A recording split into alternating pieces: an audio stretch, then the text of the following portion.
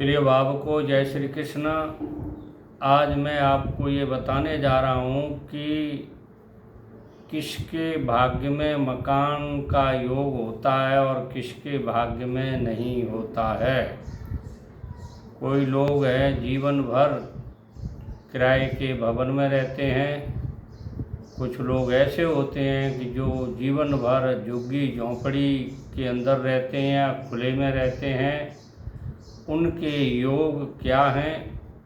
देखिए, मनुष्य जीवन में आवास जो है, घर जो है, प्राथमिक आवश्यकता में गिना जाता है। घर है तो सब कुछ है, घर नहीं है तो कुछ नहीं है। रोटी भी हो ज़रूरी है, रोटी, कपड़ा और मकान। तो मकान तीसरी आवश्यकता है। सबसे पहले रोटी, फिर कपड़ा, फिर मकान, परंतु है आवश्यक।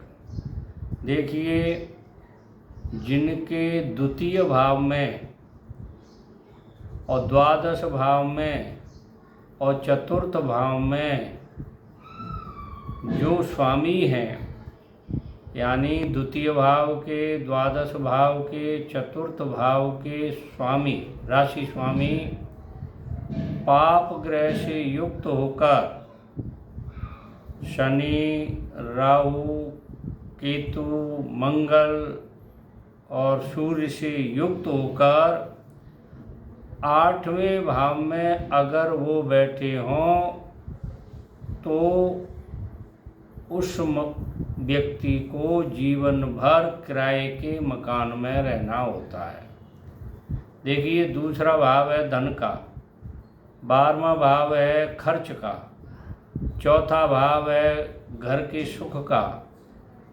अगर ये पाप ग्रह हो करके अष्टम भाव में बैठ जाएं, अष्टम भाव है रहन सहन का, उम्र का, उसमें बैठ जाएं तो फिर जीवन भर किराए के मकान में ही रहना पड़ता है। शत्रु स्थान में छठे भाव में पाप ग्रह हो अथवा पाप ग्रह सुख भाव चौथे भाव में को देखता हो तो जातक को ग्रह सुख से वंचित रहना पड़ता है। यानी छठे भाव को पाप ग्रह देखे और सुख स्थान को भी पाप ग्रह देखता हो तो उस जातक को घर से वंचित रहना पड़ता है।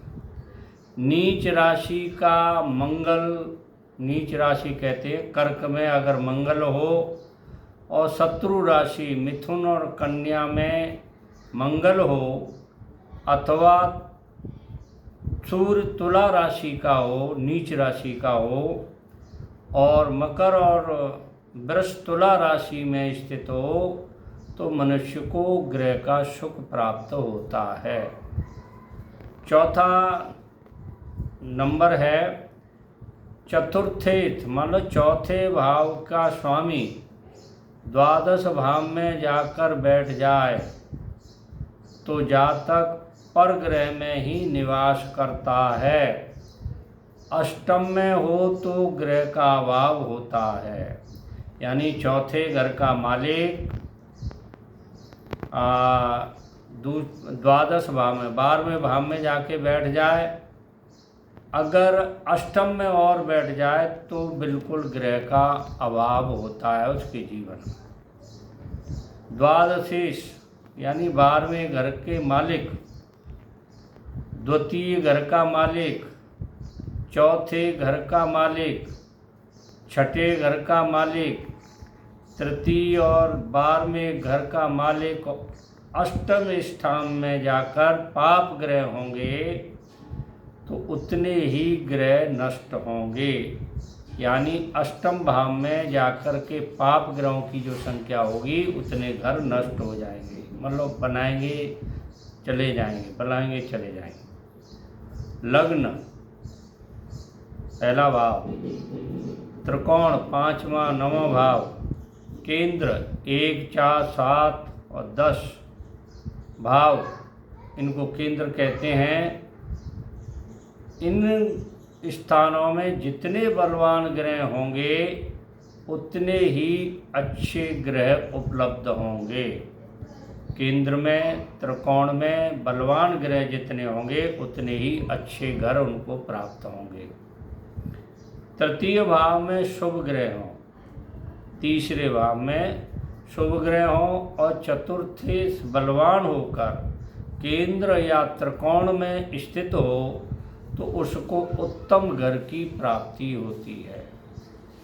तृतीय भाव में शुभ ग्रह हों और चतुर्थेश बलवान हो, लग्नेश भी बलवान हो तो उन्नत ग्रह की प्राप्ति होती है। देखिए, जो मकान का सपना देख रहे हैं वो अपनी जन्म कुंडली से मिलान कर लें कि उनके भाग्य में मकान की स्थिति कैसी है और उसका इलाज भी करना पड़ेगा, तब आपको मकान की प्राप्ति हो सकती है। मेरे जो चैनल को देख रहे हैं सब्सक्राइब करें, लाइक करें, शेयर करें। नए जो जुड़े हुए हैं मेरे से, जिन्होंने सब्सक्राइब नहीं किया है, वो मेरे चैनल को सब्सक्राइब करें ताकि आपको अच्छी से अच्छी जानकारी प्राप्त हो सके। जय श्री कृष्ण।